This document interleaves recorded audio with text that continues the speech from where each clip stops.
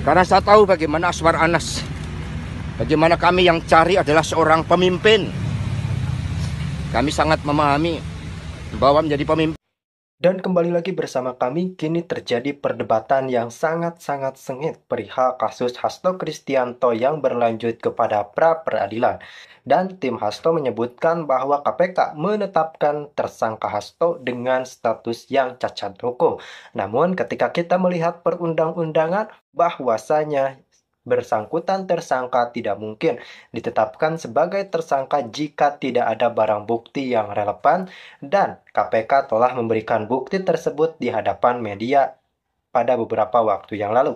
Artinya memang ketika ditelisik lebih lanjut, KPK tidak mungkin menetapkan tersangka Hasto tanpa bukti yang nyata. Adapun pra-peradilan memang bisa ditempuh, namun bukan berarti menunjukkan KPK cacat hukum. Ini hanya upaya yang memang digunakan oleh tersangka dan tidak menerima status yang ditetapkan oleh KPK kepada dirinya atau dalam hal ini kepada Hasto.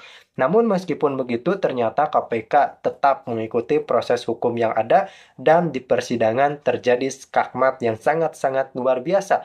Karena memang ketika berita ini mencuat, kembali diulas oleh netizen bahwa PDI Perjuangan dan ada beberapa petingginya tersandung kasus korupsi namun tidak tersentuh hukum, padahal sudah disebutkan dalam persidangan. Langsung kita simak. Nah, oleh karena kedua belah pihak, baik pemohon maupun termohon hadir, masing-masing kuasanya, maka sidang pra-peradilan bisa kita lanjutkan pada tahap berikutnya. Namun demikian sebelumnya, majelis hakim minta waktu sebentar. Kepada para pihak, kedua-duanya adalah tentu para ahli hukum yang mengerti tentang hukum, paham hukum, bahkan para pakar hukum ada di sini ya. Mari kita jadikan sidang pra-peradilan ini menjadi perdebatan hukum yang berwibawa dan asik, nggak perlu pakai ketegangan apapun. Jadi ruang sidang ini memang disediakan memang untuk perdebatan hukum yang biar keren dan asik, nanti biar sama-sama mengajukan dalil maupun pembuktian masing-masing. Baik, tentu setelah kita sampaikan dari pesan dari saya tadi, acaranya adalah pembacaan permohonan, atau dianggap dibacakan, silahkan. Dibacakan, silahkan. Terima kasih yang mulia, yang terhormat, yang mulia, kemudian termohon dan rekan-rekan yang hadir di persidangan. Tentunya kami akan membacakan permohonan pra-peradilan dari kami. Ya, dengan hormat kami yang bertanda tangan di bawah ini, kepada yang terhormat Pengadilan Negeri Jakarta Selatan, Jalan Ampera Raya, nomor 133 Pasar Minggu, Jakarta Selatan. Dengan hormat kami yang bertanda tangan di bawah ini, Profesor Dr. Todung Mulya Lubis, SH, LLM. Mohon maaf, sebelum dilanjut, saya tanya kepada kuasa termohon, kemarin sudah menerima surat permohonan kan? Untuk perbaikannya sudah juga? Belum. Perbaikan tolong diserahkan dulu. Ya, setelah bacakan kami silakan. Baik, silakan dilanjut. Supaya utuh. Ya. Profesor Dr. Todung Mulya Lubis, SH, LLM, Dr. Makdir Ismail, SH, LLM, Roni Talapesi, SH, MH, Patra Mijaya, SH, LLM, Yohanes Oberlin Tobing, SH, Dr. A, Dr. Erna Ratnaningsi, SH, LLM, Dr. Alfon Kurnia Palma, SH, MH, Dr. Duke Ari, SH, MH, CLA, Dr. M. Rashid Rido, SH, MH, Abdul Rahman, SH, Triwiono Sisulo, SH. Advokat dan penasihat hukum tim advokasi yang beramat di Jalan Diponegoro nomor 58 Benteng, Jakarta Pusat, yang bertindak sendiri-sendiri maupun bersama-sama berdasarkan surat kuasa khusus tanggal 6 Januari 2025, dalam hal ini bertindak untuk dan atas nama Hasto Kristianto Pekerjaan Sekretaris Jenderal Partai Demokrasi Indonesia Perjuangan dengan alamat Jalan Diponegoro nomor 50 Menteng, Jakarta Pusat. Alamat Villa Taman Kartini dianggap dibacakan. Selanjutnya, pemohon dengan ini mengajukan permohonan pra-peradilan terhadap Komisi Pemberantasan Korupsi Republik Indonesia Sekyu pimpinan KPK yang beralamat di Jalan Kuningan, Persada, Kavling 4, Setiabudi, Jakarta 19/12/1950. Selanjutnya disebut sebagai termohon. Poin 1. Filosofi pra-peradilan. 1. Bahwa harus dipahami, landasan filosofi hukum acara pidana bukanlah untuk memproses pelaku tindak pidana, melainkan untuk mengawasi tindakan sewenang-wenang negara, dalam hal ini aparat penegak hukum terhadap individu. Landasan tersebut didasarkan pada fungsi instrumentasi asas legalitas dalam hukum acara pidana sedikit banyaknya akan mengekang hak asasi manusia, karena seseorang yang dinyatakan sebagai tersangka dapat dilakukan upaya paksa mulai dari penggeledahan, penyitaan, pemblokiran rekening, pencekalan, larangan berpergian ke luar negeri sampai penangkapan dan penahanan. Padahal belum tentu hasil dari proses tersebut akan menyatakan bahwa tersangka dapat dikatakan bersalah.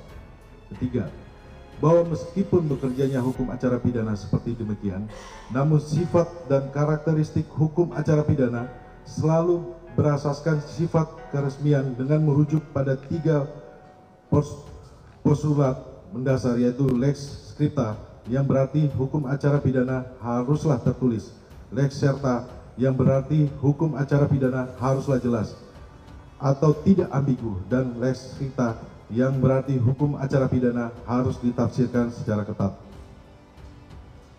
4. Bahwa untuk memantau agar kewenangan yang dijalankan aparat penegak hukum itu sah dan berdasarkan hukum, maka dibentuk lembaga pra-peradilan terinspirasi oleh prinsip-prinsip yang bersumber pada hak habeas corpus act dalam sistem peradilan Anglo-Saxon yang memberikan jaminan fundamental terhadap hak asasi manusia, khususnya hak kemerdekaan. Habeas corpus act memberikan hak kepada seseorang melalui suatu surat perintah pengadilan dalam menuntut pejabat yang melaksanakan hukum pidana formil tersebut agar tidak melanggar hukum, atau tegasnya melaksanakan hukum pidana formil tersebut benar-benar sah sesuai dengan ketentuan hukum yang berlaku. Hal ini untuk menjamin bahwa perampasan atau pembatasan kemerdekaan terhadap seseorang tersangka atau terdakwa itu benar-benar memenuhi ketentuan hukum yang berlaku maupun jaminan hak-hak asasi manusia. 5. Kalau dari kelompoknya Pak Hasto menganggap KPK itu tidak punya bukti. Nah, tapi kalau berdasarkan undang-undang, ya, penetapan tersangka itu tidak mungkin nggak ada 2 alat bukti. Wajib, karena syaratnya itu. Bisa nggak nanti kira-kira KPK ya membuktikan bahwa memang ada gitu loh 2 alat bukti yang cukup untuk menetapkan Pak Hasto sebagai tersangka dalam perbuatan sesuai dengan yang dirilis oleh KPK. Nah, ini menarik, Bang. Karena kalau sampai ada gitu ya, berarti kan perkara ini layak untuk disidangkan. Adanya asumsi bahwa ini memang keterkaitan dengan politik, kalau saya berani menegaskan begini, Bang. Seandaikan pun ya ini politik, Pak Hasto juga tetap nggak akan bisa ditersangkakan kalau nggak ada perbuatan dengan buktinya. Itu tujuannya untuk memberikan keseimbangan dalam penegakan hukum, Bang, yang disebut dengan due process of law. Tersangka oleh termohon dalam 2 kasus sekaligus atas dugaan suap kepada Komisioner KPU periode 2017-2022 Wahyu Setiawan dan perintangan penyidikan kasus mantan caleg PDI Perjuangan Harun Masiku. Saudara, pada hari ini Pengadilan Negeri Jakarta Selatan kembali menggelar sidang pra-peradilan yang diajukan Sekjen PDI Perjuangan Hasto Kristianto. Hasto menggugat penetapannya sebagai tersangka kasus dugaan suap dan perintangan penyidikan yang menyeret nama politisi PDIP Harun Masiku. Kita langsung bergabung menuju ke ruang sidang Pengadilan Negeri Jakarta Selatan. Tidak ditahan. Rule 5.1C Federal Rules of Criminal Procedure. 7. Bahwa dikemukakan oleh Robert Fletcher dalam praktek pra-peradilan pun dilakukan dengan cara memeriksa saksi dan menghadirkan saksi sendiri, seperti yang menjadi praktik dalam abad modern ini. Robert L. Preacher 1960, Preacher in State Criminal Case 12 Tan LR 293 159 sampai 1960 halaman 294. 8. Bahwa peran penting dalam praktek pra-peradilan ini harus dipahami dalam konteks untuk mencari keadilan dan kebenaran, dan tentu untuk efektivitas penegakan hukum. Bahkan di Amerika, praktek pra-peradilan semakin berkembang dengan tujuan untuk memberikan perlindungan hak asasi manusia, sehingga pra-peradilan ini harus dilihat sebagai perlindungan hak asasi manusia dari tindakan semena-mena yang dapat dilakukan oleh penegak hukum dalam proses awal penegakan hukum. Hal ini juga dianggap penting dalam rangka melindungi keselamatan publik. 9. Dalam eksistensi habeas corpus bertujuan untuk memastikan pelaksanaan upaya paksa sesuai dengan hukum agar tidak terjadi kesewenang-wenangan. Ini selaras dengan Exclusive Rules saat memperoleh alat bukti yang berasal dari filosofi perlindungan atas penggeledahan dan penyitaan sewenang-wenang. Rules ini berlaku untuk primary evidence, bukti utama, dan derivative evidence, bukti turunan, yang diperoleh dari eksplorasi atas perolehan primary evidence. Kesemua alat bukti evidence akan dikesampingkan apabila perolehannya ternodai oleh tindakan sewenang-wenang yang dilakukan yang bertentangan dengan hukum. 10. Bahwa ketentuan pengecualian exclusionary rules mengandung 4 tipe pelanggaran meliputi antara lain: A. Penggeledahan dan penyitaan yang melanggar pelindungan hak milik pribadi. B. Pengakuan yang diperoleh dengan melanggar prinsip non-self-incrimination. C. Kesaksian yang diperoleh dengan cara yang melanggar hukum. D. Bukti lainnya yang diperoleh secara melawan hukum yang penggunaannya dapat melanggar prinsip due process of law. Tujuan exclusionary rules adalah perlindungan terhadap integritas pengadilan, karena pengadilan dianggap akan tercemar integritasnya apabila menggunakan bukti yang diperoleh dari cara melawan hukum dalam memutus suatu perkara. 11. Bahwa keberadaan lembaga pra-peradilan diatur dalam bab 10 bagian ke-1 KUHP dan bab 12 bagian 1 KUHP, dan putusan Mahkamah Konstitusi nomor 21/X12/2014 yang secara jelas dan tegas dimaksudkan sebagai sarana kontrol dalam pengawasan horizontal untuk menguji keabsahan penggunaan wewenang oleh aparat penegak hukum, inkasu, penyelidik, penyidik maupun penuntut umum. Sebagai upaya koreksi terhadap penggunaan wewenang apabila dilaksanakan secara sewenang-wenang dengan maksud atau tujuan lain di luar dari yang ditentukan secara tegas di dalam KUHP, guna menjamin perlindungan terhadap hak asasi setiap orang, termasuk dalam hal ini pemohon. 12. Bahwa keberadaan lembaga pra-peradilan sebenarnya memberikan peringatan agar penegak hukum harus berhati-hati dalam melakukan tindakan hukumnya, dan setiap tindakan hukum harus didasarkan pada ketentuan hukum yang berlaku. Profesor Indrianto Seno Aji menyatakan dalam KUHP menerapkan lembaga pra-peradilan untuk melindungi tersangka dalam pemeriksaan pendahuluan terhadap tindakan-tindakan kepolisian dan kejaksaan, termasuk termohon KPK dalam hal satu institusi yang juga berhak menyidik yang telah melanggar hukum dan merugikan tersangka, di mana lembaga pra-peradilan ini berfungsi sebagai lembaga pengawas terhadap upaya paksa yang dilaksanakan oleh penyidik dalam batasan tertentu. 13. Bahwa pra-peradilan dalam ketentuan pasal 1 angka 10 KUHP menyatakan pra-peradilan adalah wewenang pengadilan negeri untuk memeriksa dan memutus menurut cara yang diatur dalam undang-undang ini tentang A. Sah atau tidaknya suatu penangkapan atau penahanan atas permintaan tersangka atau keluarganya atau pihak lain atas kuasa tersangka. B. Sah atau tidaknya penghentian penyelidikan dan penghentian penuntutan atas permintaan demi tegaknya hukum keadilan. C. Permintaan ganti kerugian atau rehabilitasi oleh tersangka atau keluarganya atau pihak lain atas kuasanya yang perkaranya tidak diajukan ke pengadilan. 14. Bahwa tujuan pra-peradilan sebagaimana dijelaskan dalam pasal KUHP menyatakan pasal ini bermaksud untuk menegakkan hukum keadilan dan kebenaran melalui sarana pengawasan secara horizontal.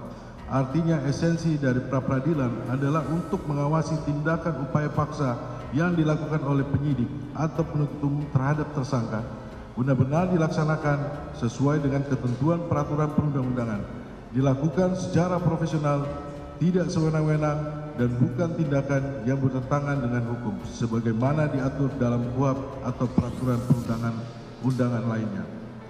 15.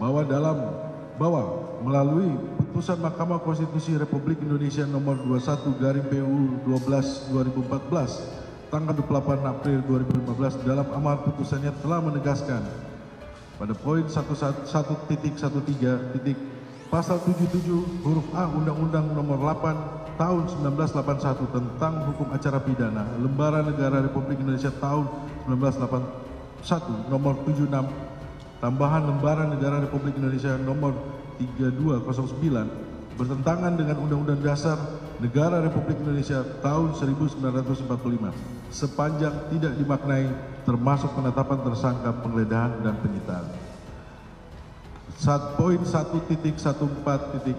Pasal 77 huruf A Undang-Undang 8 tahun 1981 tentang hukum acara pidana Lembaran Negara Republik Indonesia tahun 1981 nomor 76 tambahan Lembaran Negara Republik Indonesia nomor 3209 tidak mempunyai kekuatan hukum mengikat sepanjang tidak dimaknai termasuk penetapan tersangka, penggeledahan dan penyitaan. 16. Bahwa Komisi Pemberantasan Tindak Pidana Korupsi adalah lembaga yang menangani perkara tindak pidana dalam menjalankan tugas dan wewenang harus sesuai dengan asas sebagai berikut. A. Kepastian hukum. B. Keterbukaan. C. Akuntabilitas. D. Kepentingan umum. E. Proporsionalitas. Dan F. Penghormatan terhadap hak asasi manusia. Sebagaimana diatur dalam pasal 5 Undang-Undang nomor 19 tahun 2019 tentang perubahan kedua atas Undang-Undang nomor 30 tahun 2002 tentang Komisi Pemberantasan Tindak Pidana Korupsi selanjutnya disebut Undang-Undang KPK. 17. Bahwa tindakan termohon untuk menentukan seseorang sebagai tersangka merupakan salah satu proses dari sistem penegakan hukum pidana sebagaimana dimaksud dalam KUHP. Oleh karenanya proses tersebut haruslah diikuti dan dijalankan dengan prosedur yang benar sebagaimana diatur dan ditentukan di dalam KUHP atau perundangan-undangan yang berlaku.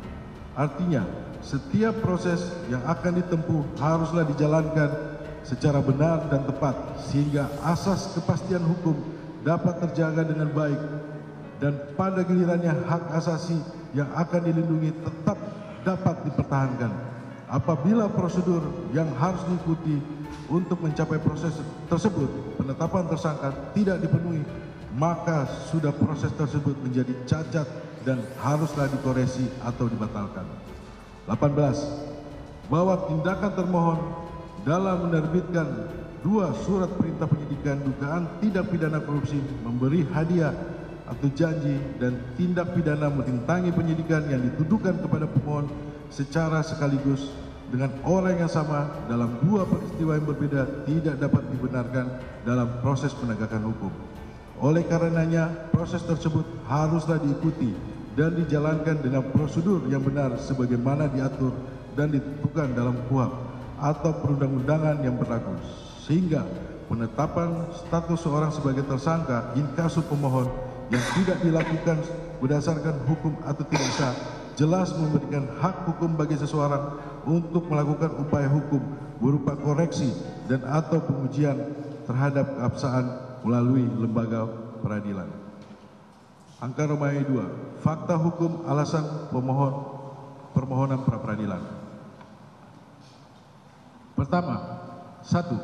Bahwa pemohon adalah petugas partai dengan jabatan sebagai Sekretaris Jenderal Dewan Pimpinan Pusat Partai Demokrasi Indonesia Perjuangan sejak 23 Desember 2019 sebagaimana anggaran dasar anggaran rumah tangga Partai Demokrasi Indonesia Perjuangan masa bakti 2019 sampai 2024. Bahwa pemohon sebagai sekjen PDI Perjuangan bertugas dan berwenang mengkoordinasikan kinerja dan kepengurusan keanggotaan kader partai atau menjalankan roda organisasi dan atau menjaga marwah partai dari pihak-pihak luar yang ingin mengacaukan atau memporak-porandakan PDI Perjuangan. Ketiga, bahwa terhadap tuduhan dugaan tindak pidana yang disangkakan oleh termohon kepada pemohon adalah berkaitan dengan penetapan Harun Masiku sebagai calon legislatif. Proses atau mekanisme dari penetapan calon legislatif tersebut telah sesuai dengan putusan Mahkamah Agung nomor 57.P/HUM/2019 yang mengabulkan permohonan uji material terhadap pasal 54 ayat 5 huruf K dan I, pasal 55 ayat 3 Peraturan KPU nomor 3 tahun 2019 tentang pemungutan dan penghitungan suara dalam pemilihan umum dan pasal 292 huruf A Peraturan KPU nomor 4 2019 tentang rekapitulasi hasil perhitungan perolehan suara dan penetapan hasil pemilihan umum yang pada pokoknya menyatakan suara caleg yang meninggal dunia kewenangannya diserahkan kepada partai untuk diberikan kepada caleg yang dinilai terbaik. DPP PDI Perjuangan telah mengajukan permohonan fatwa terhadap putusan MA/RI nomor 57.P/HUM/2019 pada tanggal 13 September 2019 yang ditandatangani oleh pemohon. Sehingga dalam kedudukan ini pemohon sebagai Sekretaris Jenderal DPP PDI Perjuangan yang melaksanakan tugas partai untuk melaksanakan eksekusi terhadap putusan dan fatwa Mahkamah Agung RI Akuo. 4. Bahwa pemohon telah ditetapkan tersangka oleh termohon dalam 2 kasus sekaligus atas dugaan suap kepada Komisioner KPU periode 2017-2022 Wahyu Setiawan dan perintangan penyidikan kasus mantan caleg PDI Perjuangan Harun Masiku. Dapat dilihat di www.cnnindonesia.com, dianggap dibacakan. Penetapan tersangka atas diri pemohon oleh termohon dilatar belakangi dugaan pemohon yang melakukan tindak pidana korupsi diantaranya: A. Dugaan tindak pidana korupsi secara bersama-sama dengan Harun Masiku dan kawan-kawan berupa pemberian suatu hadiah atau janji kepada Wahyu Setiawan selaku anggota Komisi Pemilihan Umum Republik Indonesia periode 2017-2022 bersama-sama dengan Agustiani Tio F